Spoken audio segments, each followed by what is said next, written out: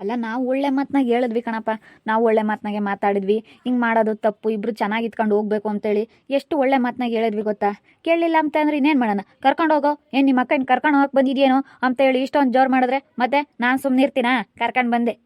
ನಾನು ಅದಕ್ಕೇ ಹೇಳಿದ್ದೀನಿ, ನಮ್ಮ ಕೈಲೇನೋ ಸಾಕಾಗಲ್ಲ ಅಂತ ತಿಳ್ಕೊಂಡಿದ್ಯಾ? ಸಾಕಾಗಲ್ಲ ಅಂತ ನಿನ್ನ ಮನೆಗೆ ಕಳಿಸಿಲ್ಲ ನಮ್ಮ ಅಕ್ಕನ ಅಂತೇಳಿ ನಾನು ಅದಕ್ಕೆ ಬಾಯಿಗೆ ಬಂದಂಗೆ ಬೈದ್ಬಿಟ್ಟೆ. ಸರಿಯಾಗಿ ಬೈದು ಕರ್ಕೊಂಬಂದೆ ಕಣಪ್ಪ. ಒಂದು 2 ದಿನ ಇರಲೇಳು. ಈಗ ಅವನಾಗಿ ಅವ್ನು ಬಂದು ನಾನು ತಪ್ಪಾತು, ನಾನು ಕರ್ಕೊಂಡು ಹೋಗ್ತೀನಿ, ನಾನು ನೇಣ್ತೀನಿ ಅಂತ ಹೇಳಿ ಅವ್ನು ಅಂತ ಹೇಳೋವರೆಗೂ ನಾನು ಕಳಿಸಿದ್ರೆ ಕೇಳು. ನಾನು ಮಾತಾಡಿದ್ದೀನಿ ಇಲ್ಲ ಅಂತ ಅಲ್ಲ, ಅವ್ನು ಯಾಕೆ ಪದೇ ಪದೇ ಮಾತಾಡಬೇಕು? ಇಂಥದಕ್ಕೆಲ್ಲ ಯಾಕೆ ಜಗಳ ಮಾಡಬೇಕು? ಅಲ್ಲ, ಮನೆ ಬಾಕ್ಲಕ್ಕೆ ಹೋದ್ರೆ ನೀವು ನಂಗೆ ಒಂದೇದಾನಲ್ಲ ಕಳಿಸಲ್ಲ, ಅದೇನಾಗುತ್ತಾ ಆಗಲಿ. ಈಗಳಮ್ಮ ಅದೃಷ್ಟಮ್ಮ, ನನ್ನ ಮಗಳು ಬಂದವಳೆ, ಐದಾಳೆ, ಮುಂದಲ್ಲ ಒಂದಿನ ಹೋಗ್ತಾಳೆ ಗಂಡನ ಮನೆಗೆ, ಹೋಗ್ದಂಗಂತೂ ಇರಲ್ಲ.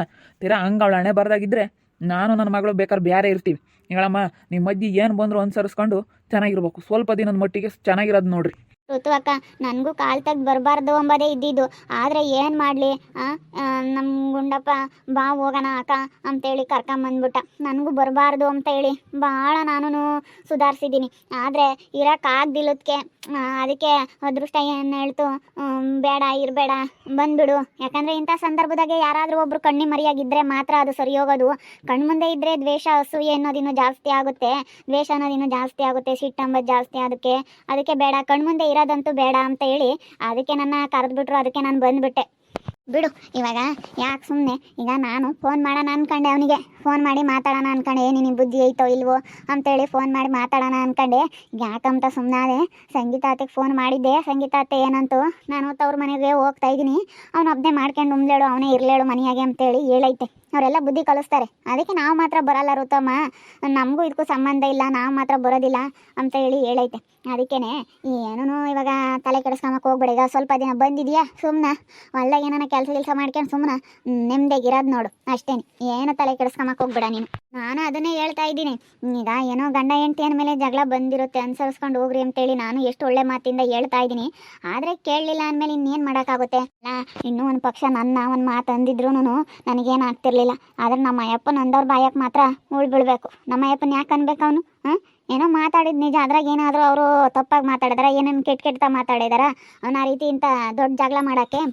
ಬಿಡ್ರಿ ಹೋಗ್ಲಿ, ಇವಾಗ ತಲೆ ಕೆಡಿಸ್ಕೋಬೇಡ್ರಿ. ಬಂದೈತಲ್ಲ ಸುಮ್ಮನಿರಿ. ಅದೃಷ್ಟ ಅಕ್ಕ, ನೀವು ಅವ್ರನ್ನ ಚೆನ್ನಾಗಿ ನೋಡ್ಕೊಳ್ರಿ. ಇವಾಗ ಗಂಡನ ಮನೆ ಬಿಟ್ಟು ತವ್ರ ಮನೆಗೆ ಏನಕ್ಕಂತ ಬರ್ತಾರೆ ಹೇಳಿ? ಹೆಣ್ಮಕ್ಳು ಕಷ್ಟ ಅಂತ ಬಂದಿರ್ತಾರೆ. ಕಷ್ಟ ಅಂತ ಬಂದಾಗ ತವ್ರ ಮನೇಲಿ ಅವ್ರಿಗೆ ಒಳ್ಳೆ ಪ್ರೀತಿ, ಚೆನ್ನಾಗಿ ನೋಡ್ಕೊಂಬೋದು, ಈ ರೀತಿ ಎಲ್ಲ ಸಿಕ್ಕರೆ ಅವರಿಗೂ ಬಂದಿರೋಂಥ ನೋವೆಲ್ಲ ಮರೀತಾರೆ. ನೀವು ಚೆನ್ನಾಗಿ ನೋಡ್ಕೊಂಡ್ರೆ ಅಷ್ಟೇ ಸಾಕು.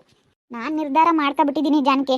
ಈಗ ಗಂಡನ ಮನೆಗೆ ಹೋಗ್ಲಿಲ್ಲ ಅಂದ್ರೆ ಪರವಾಗಿಲ್ಲ, ಲೈಫ್ ಲಾಂಗ್ ನಮ್ಮ ಮನೇಲೇ ಇರಲಿ. ನಾನು ಒಂದು ಮಾತಂದರೆ ಕೇಳು, ನಮ್ಮಿಬ್ಬರ ಮಧ್ಯೆ ನಾನು ಜಗಳ ಅಂಬೋದು ಮಾಡ್ಕೊಂಡ್ರೆ ಕೇಳು. ಅವ್ರು ಏನು ಅಂದ್ಕೊಂಡವ್ರೆ, ತಮ್ಮನ ಹೆಂಡತಿ ಇದ್ದಾರೆ, ಎಷ್ಟು ದಿನ ಇರೋಕ್ಕಾಗುತ್ತೆ ಇವಳು ತವ್ರ ಮನೇಲಿ? ನೋಡೋಣ ಅದೆಲ್ಲ ಎಷ್ಟು ದಿನ ಇರ್ತಾಳೆ ಅಂತ ಈ ರೀತಿ ಅಂದ್ಕೊಂಡಿರೋದವರು. ಅಷ್ಟೇ ಗಗನಕ್ಕ, ನೀನು ಚಿಂತೆ ಮಾಡಬೇಡ. ನಾನಾಗಲಿ ನನ್ನ ಹೆಂಡ್ತಿ ಆಗಲಿ ಒಂದು ಮಾತು ಬಂದೈತೆ ನಿನ್ನ ಮನಸ್ಸಿಗೆ ನೋವಾಗತ್ತಾರ ಅಂತ ಅಂದಾಗ ಮಾತಾಡು. ನಾವೇನು ನಿನ್ಗೇನು ಕಡಿಮೆ ಮಾಡೋದಿಲ್ಲ, ನಾವು ನೀನು ಚೆನ್ನಾಗಿ ನೋಡ್ಕೊತೀವಿ. ಅವ್ನು ಬರೋವರೆಗೂ ನೀನೇನು ಟೆನ್ಷನ್ ತಗೊಂಬಂಗೆ, ನೀನೇನು ಯೋಚನೆ ಮಾಡ್ದಂಗೆ ಸುಮ್ಮನೆ ಇರೋದು ಕಲಿ. ಗೊತ್ತು, ನನ್ನ ತಮ್ಮನ ಹೆಂಡತಿ ಯಾವತ್ತು ನನ್ನ ಬಗ್ಗೆ ಏನು ಮಾತಾಡೋಲ್ಲ, ಏನು ಅವರು ಅನ್ನೋಲ್ಲ ಅನ್ನೋದು ನನಗೆ ಚೆನ್ನಾಗಿ ಗೊತ್ತೈತೆ.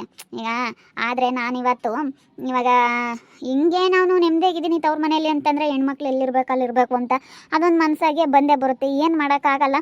ಈಗ ನನಗೆ ನಿಮ್ಮ ಮೇಲೆ ನಂಬಿಕೆ ಐತೆ ಬಿಡು. ನನ್ನ ತಮ್ಮನ ಹೆಂಡತಿ ನನಗೆ ಎಂಥ ಕಷ್ಟ ಬರಲಿ ನಾನು ಕೈ ಬಿಡೋದಿಲ್ಲ, ನೋಡ್ಕೊಂತಾರೆ ಅಂತ ನಾನು ನಿಮ್ಮ ಮೇಲೆ ನಾನು ಭರವಸೆ ಇಟ್ಕೊಂಡು ನಾನು ಚೆನ್ನಾಗಿದ್ದೀನಿ ಬಿಡು. ನೀನೇನು ಯೋಚನೆ ಮಾಡಬೇಡ ಕಣಮ್ಮ. ನನ್ನ ಮಗ ಸೊಸೆ ಇರೋವರೆಗೂ ನೀನು ಮಾತ್ರ ಯಾವತ್ತೂ ಕೈ ಬಿಡೋದಿಲ್ಲ. ನಾನು ಅವ್ರು ಕೈ ಬಿಟ್ರು ನಾನು ಕೈ ಬಿಡೋದಿಲ್ಲ. ನಾನು ಇರೋವರೆಗೂ ನೀನೇನು ಟೆನ್ಷನ್ ತಗೋಬೇಡ ಕಣಮ್ಮ ಗಗನ. ನಾನಿದ್ದೀನಿ, ನಾನು ನೋಡ್ಕೊಂತೀನಿ. ನನಗಪ್ಪ ನನ್ನೊಂದು ಪಕ್ಷ ಚೆನ್ನಾಗಿ ಬೈದರೂ ನನಗೇನು ಅನ್ನಿಸ್ತಿರ್ಲಿಲ್ಲ. ಈಗ ನಮ್ಮ ತಮ್ಮನ ಬೈದಿದ್ರು ಏನೂ ಅನ್ನಿಸ್ತಿರ್ಲಿಲ್ಲ. ಅಂಥದ್ರಾಗೆ ನಿನ್ನೊಂದು ಮಾತು ಅಂದಿದ್ದಕ್ಕೆ ನನಗೆ ಸಹಿಸ್ಕೊಂಬಕ್ಕಾಗಲಿಲ್ಲ. ಋತು ಅಕ್ಕ, ನನಗೆ ಅದೇ ಬೇಜಾರಾಗಿದ್ದು, ನಮ್ಮಪ್ಪನ ಅಂದ್ರಲ್ಲ ಅಂತ. ನನಗೂ ಬೇಜಾರಾಯಿತು ಗಗನ. ನೀನೇನಾದ್ರೂ ನನಗೆ ಬೇರೆಯವ್ರನ್ನ ಯಾರನ್ನಾದ್ರೂ ಅಂದಿದ್ರು ನನಗೂ ಏನೋ ಅನ್ನಿಸ್ತಿರ್ಲಿಲ್ಲ. ಆದರೆ ಬಸಪ್ಪ ಮಾಮೂನ ಅಂದಿದ್ದಕ್ಕೆ ನನಗೆ ತುಂಬ ಬೇಜಾರಾಗ್ಬಿಡ್ತು. ಯಾಕಂದರೆ ಆ ಮಾಮೂನ ಅನ್ಬಾರ್ದು ಇವತ್ತು. ಯಾಕೆ ಅನ್ಬೇಕು? ಏನೋ ಅನ್ಬಾರ್ದು ಅಂದೈತಾ? ಏನಂತ ಬೈಕೊಣಿತ ನೋಡಪ್ಪ ಬರಲ್ಲ, ಜಂಬ ಎಷ್ಟು ಕರೆದ್ರು ಬರಲ್ಲ ಅಂತ ಏನು ಅವ್ರಿಗೂ ಹೊಳಿ ಅಂಬದು ಆಸೆ ಇರಲ್ವಾ? ಅದಕ್ಕೆ ಏನೋ ಕರೆದವ್ರೆ, ಬಂದಿಲ್ಲ ಅಂತ ಅವರು ಏನೋ ಸಿಟ್ನಾಗ ಏನೋ ಮಾತಾಡಿದ್ದಾರೆ. ಅದಕ್ಕೆ ಅವನು ಹಿಂಗೆ ಮಾತ್ಕು ಸಲ್ಗು ಹಂಗೆ ಮಾತಾಡಿದ್ರೆ ಅದು ಹೆಂಗೆ ಸರಿ ಹೋಗುತ್ತೆ? ಇವಾಗ ಅವನಿಗೆ ಬುದ್ಧಿ ಬರಬೇಕು. ಅಲ್ಲೇವರೆಗೂ ನೀನು ಹೋಗ್ಲು ಬೇಡ, ಫೋನೂ ಮಾಡಬೇಡ ಕಣಮ್ಮ ಅಮ್ಮಣಿ. ನಾನು ಫೋನೂ ಮಾಡೋಕ್ಕೋಗಲ್ಲ ಏನಿಲ್ಲ, ಫೋನೂ ಸ್ವಿಚ್ ಆಫ್ ಆಗಲಿ, ಚಾರ್ಜಿಗೆ ಇಡೋಕ್ಕೋಗಲ್ಲ, ಹಂಗೆ ಇರಲೇಳು. ನಾನು ಫೋನೂ ಮಾಡೋಕ್ಕೋಗಲ್ಲ, ಎಂಥದ್ದು ಇಲ್ಲ. ಬಂದ್ರೆ ಬೇಕಾ ನಮ್ಮಪ್ಪ ಹೇಳ್ತಾ ಯಾವಾಗ ನೀನು ಹೋಗ್ಬೇಕು ಹೋಗಮ್ಮ ನೀನು ಗಂಡನ ಮನೆಗೆ ಅಂತ ನಮ್ಮ ಅಪ್ಪನ ಬಾಯಿಂದ ನನ್ನ ತಮ್ಮ ನಮ್ಮ ಅಪ್ಪ ಹೇಳ್ತಾರ, ಆವಾಗಲೇ ನಾನು ಕೇಳೋದು. ನಮ್ಮ ಅಪ್ಪಯ್ಯ ನನ್ನ ತಮ್ಮನೇ ಅಷ್ಟೇ ನನಗೆ. ಅಂತೀನಿ ನೋಡೋಣ, ಅದು ಎಷ್ಟು ದಿವಸ ಹಿಂಗೆ ಮಾಡಬೇಕು ಅಂತ ಇದ್ದಾನೆ, ಅವ್ನ ಮನಸ್ಸಿನಾಗ ಏನೈತೆ, ಏನು ಮಾಡಬೇಕು ಅಂತ ಅಂದ್ಕೊಂಡಿದ್ದಾನೆ, ಅದೆಲ್ಲ ಮಾಡಲೇಳು. ನೀನೇನು ತಲೆ ಕೆಡಿಸ್ಕೊಬೇಡ, ಆರಾಮಾಗಿರೋ ಗಗನ, ನಾನು ಇದ್ದೀನಿ. ನೀನೇನು ಕೆಲಸನ ಮಾಡಬೇಡ. ನಿನಗೂ ಈಗ ಮಾಡಬೇಕು ಅನಿಸಿದ್ರೆ ಮಾಡೋಕ್ಕಾಗಲಿಲ್ವಾ, ಸೇರೋವಷ್ಟು ಊಟ ಮಾಡ್ಕೊಂಡು ನೆಮ್ಮದಿಯಾಗಿ ಚೆನ್ನಾಗಿ ಊಟ ಮಾಡ್ಕೊಂಡು ಚೆನ್ನಾಗಿರೋದು ನೋಡು, ಆರೋಗ್ಯವಾಗಿ ಅಷ್ಟೇ. ಆರೋಗ್ಯ ಚೆನ್ನಾಗಿ ನೋಡ್ಕೋಬೇಕು ನೀನು. ನಾನು ಫೋನ್ ಮಾಡಿ ಸರಿಯ ಬಯ್ಯನ ಅನ್ಕೊಂಡೆ, ಇದಕ್ಕೇನಪ್ಪ ನಾನು ಏನು ಕೊಡ್ಸಿದ್ದು ನಿನಗೆ ಅಂತ ಹೇಳಿ ಬಯ್ಯನ ಅನ್ಕೊಂಡೆ.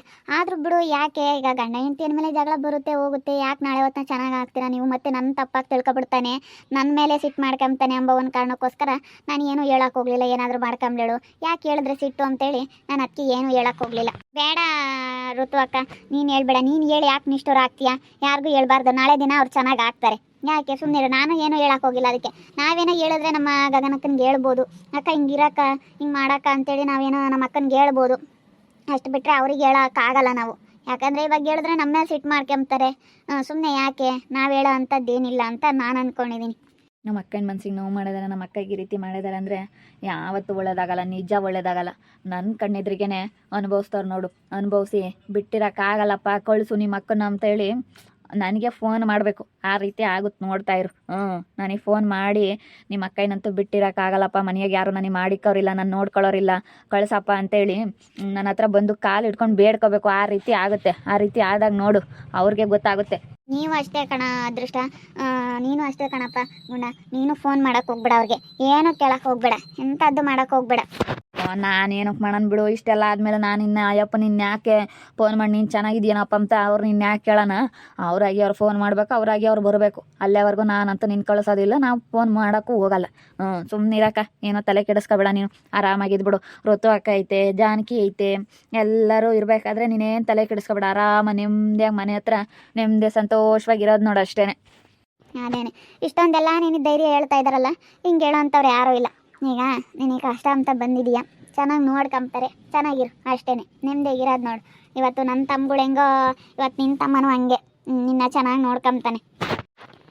ನನಗೂ ಈಗ ತವ್ರ ಮನೆಗೆ ಬಂದರೆ ಬೆಲೆ ಇರಲ್ಲ, ಎಲ್ಲಿರ್ಬೇಕು ಅಲ್ಲಿರಬೇಕು ಅಂಬೋದೇ ಇದ್ದಿದ್ದು. ಆದರೆ ಇಷ್ಟೆಲ್ಲ ಆಯ್ತಲ್ಲ, ಅದಕ್ಕೆ ಅತ್ತಗೆ ನಮ್ಮ ಅದೃಷ್ಟನೂ ಹಂಗೆ ಕರೆದಿದ್ದು. ನಮ್ಮ ಅದೃಷ್ಟಮ್ಮ ಬಾರಕ್ಕ, ಸುಮ್ಮನೆ ಯಾಕೆ ಒಂದೇ ತೆಗಿದ್ರೆ ಸರಿ ಇರೋದಿಲ್ಲ, ಬಾ ಹೋಗೋಣ ಅಂತೇಳಿ ನಾನು ಕರ್ಕೊಂಬಂದಿದ್ದು. ಬಾ ಊಟ ಮಾಡ್ಬಾ, ಹೊಟ್ಟೆ ತುಂಬ ಊಟ ಮಾಡ್ಕೊಂಡು ಇನ್ನು ಚೆನ್ನಾಗಿರೋದು ನೋಡು ಅಷ್ಟೇ. ಏನೋ ತಲೆ ಕೆಡಿಸ್ಕೊಂಬಕ್ಕೆ ಹೋಗ್ಬೇಡ, ಆಗಿದ್ದಾಯ್ತು ಹೋಗಿದ್ದೋಯ್ತು, ಇನ್ನು ತಲೆ ಕೆಡಿಸ್ಕೊಂಬಕ್ಕೆ ಹೋಗ್ಬೇಡ. ಇನ್ನು ಹೊಟ್ಟೆ ತುಂಬ ಊಟ ಮಾಡಿಕೊಂಡು ಆರೋಗ್ಯವಾಗಿ ಚೆನ್ನಾಗಿರೋದು ನೋಡು ಅಷ್ಟೇ. ಯಾರು ಏನಾದರೂ ಮಾತಾಡಲಿ, ಇವಾಗ ಅಕ್ಕಪಕ್ಕದವ್ರು ಎಷ್ಟಾದರೂ ಆಡ್ಕೊಂಬ್ಲಿ, ನಿನ್ನ ಪಾಡಿಗೆ ನೀನು ಚೆನ್ನಾಗಿರೋದು ನೋಡ್ಕೊ ಅಷ್ಟೇ. ಅಂದೆ ಅಂತಾರೆ, ಮೊದಲೇ ಜನ ಕಾತ್ಕೊಂಡಿದ್ರು, ಈ ಗಂಡನ ಬಿಟ್ಟು ಬಂದವಳೆ ಅಂತ ಹೇಳಿ ಅಂದೆ ಅಂತಾರೆ. ತಲೆ ಕೆಡಿಸ್ಕೋಬೇಡ, ನಿಮ್ಮ ಮನೆಗೆ ನೀನು ಬಂದಿದ್ಯಾ, ನಿಮ್ಮ ಮನೆಯಾಗ ನಿನ್ನ ತಮ್ಮ ಹೆಂಡತಿ ಎಲ್ಲರೂ ಚೆನ್ನಾಗಿ ನೋಡ್ಕೋಬೇಕಾದ್ರೆ ಕಂಡವ್ರ ಬಗ್ಗೆ ಆಡ್ಕೊಂಬವ್ರ ಬಗ್ಗೆ ಯಾವತ್ತೂ ಚಿಂತೆ ಮಾಡೋಕೆ ಹೋಗ್ಬೇಡ ಗಗನಕ್ಕ. ನೀನು ಏನಿದ್ರು ನೀನು ಆರಾಮಾಗೆ ಇರೋದು ನೋಡಷ್ಟೇ. ನೀನು ಏನು ಬೇರೆ ಟೆನ್ಷನ್ನೇ ತಗೊಂಬಕ್ಕೆ ಹೋಗ್ಬೇಡ. ಟೆನ್ಷನ್ ತಗೊಂಡ್ರೆ ಈಗ ಸುಮ್ಮನೆ ನಿನಗೆ ಇಲ್ಲೊದ್ದಿದಾಗುತ್ತೆ. ತಮ್ಮನೇ ಹೆಂಡತಿ ಎಲ್ಲರೂ ಇರಬೇಕಾದ್ರೆ ಅಪ್ಪ ಐತೆ, ತವ್ರ ಮನೆಗೆ ಬಿಡಪ್ಪ ಯಾರೂ ಇಲ್ಲ ಅಂದಿದ್ರೆ ನೀನು ಯೋಚನೆ ಮಾಡಬೇಕಾಯಿತು. ಆದರೆ ನೀನು ಇವತ್ತು ಯೋಚನೆ ಮಾಡೋ ಅಂಥದ್ದು ಏನಿಲ್ಲ, ಆರಾಮಾಗಿರೋದು ನೋಡಷ್ಟೇ. ಬೇರೆ ಏನು ತಲೆ ಕೆಡಿಸ್ಕೊಂಬಕ್ಕೆ ಹೋಗ್ಬೇಡ. ಎಲ್ಲರೂ ಇಷ್ಟೊಂದು ನನಗೆ ಧೈರ್ಯ ಹೇಳ್ತಾ ಇದ್ದೀರಾ ಅಂದಮೇಲೆ ನನಗೂ ಇವಾಗ ಒಂಥರ ಧೈರ್ಯ ಬಂತು. ನಾನು ಬಂದಾಗಿಂದಲೇ ಯೋಚನೆ ಮಾಡ್ತಿದ್ದೆ, ಏನಪ್ಪ ಇದು ಹಿಂಗಾಯ್ತು, ನಾನು ಯಾಕಪ್ಪ ಗಂಡನ ಬಿಟ್ಟು ಬಂದೆ ಅಂತೇಳಿ ತುಂಬ ಯೋಚನೆ ಮಾಡ್ತಿದ್ದೆ. ಇಷ್ಟೊಂದೆಲ್ಲ ಎಲ್ಲರೂ ನನಗೆ ಧೈರ್ಯ ಹೇಳ್ತಾ ಇದ್ದೀರಾ ಅಂತಂದ್ರೆ ನನ್ನ ಮನಸ್ಸಿನಾಗೂ ಏನೋ ಒಂಥರ ಧೈರ್ಯ ಅಂಬೋದು ಬಂತು. ಇವಾಗ ನಾನು ಇನ್ಮೇಲೆ ಏನು ತಲೆ ಕೆಡಿಸ್ಕೊಂಬಕ್ಕೆ ಹೋಗಲ್ಲ, ಯಾರು ಎಷ್ಟಾದರೂ ಮಾತಾಡ್ಕೊಂಬ್ಲಿ, ಯಾರೇನಾದರೂ ಅಂದೇಳಿ ಎಲ್ಲರೂ ಧೈರ್ಯ ಹೇಳ್ತಾ ಇದ್ದಾರೆ. ನನ್ನ ತಮ್ಮನ ಹೆಂಡತಿ ಅಂತೂ ನಾವಿರೋವರೆಗೂ ನೀನೇನು ಚಿಂತೆ ಮಾಡಬೇಡ, ನಿನ್ನೊಂದು ಮಾತು ಅಂಬೋದಿಲ್ಲ, ಒಂದು ಮಾತಂದು ನಿಮ್ಮ ಮನಸ್ಸಿಗೆ ನೋವಾಗೈತೆ ಅಂದರೆ ಅವಾಗ ಹೇಳು ಅಂತ ಇದ್ದಾರೆ. ಇಷ್ಟು ಚೆನ್ನಾಗಿ ನೋಡ್ಕೊಂಬ ಅಂತ ತಮ್ಮನ ಹೆಂಡತಿ ಯಾರು ಸಿಗ್ತಾರೆ ಹೇಳ್ರಿ, ಇವಾಗಿನ ಕಾಲದಲ್ಲಿ ಯಾರೂ ಸಿಗಲ್ಲ. ನಮ್ಮಪ್ಪ ಅವರು ಒಂದು ಪಕ್ಷ ಏನಾದರೂ ಮಾತಾಡಿದ್ರೆ ನಾನು ನೀನು ಬೇರೆ ಇಟ್ಕೊಂಡು ಮಾಡ್ಕೊಂತೀಮ್ಮ, ನಮ್ಮ ನೀನೇನು ಹೆದರಿಕೆ ಬೇಡ ಅಂತೇಳಿ ಇಷ್ಟು ಚೆನ್ನಾಗಿ ಧೈರ್ಯ ಹೇಳ್ತಾ ಇದ್ದಾರೆ ನನಗೆ. ಅದಕ್ಕೆ ನಾನು ಫೋನೂ ಮಾಡೋಕ್ಕೋಗಲ್ಲ, ಅವರಾಗಿ ಅವ್ರು ಬಂದು ಕರ್ಕೊಂಡು ಹೋಗೋವರೆಗೂ ನಾನಂತೂ ಗಂಡನ ಮನೆಗೆ ಹೋಗಲ್ಲ ಅಂತೇಳಿ ನಾನು ನಿರ್ಧಾರ ಮಾಡ್ಕೊಂಡಿದ್ದೀನಿ.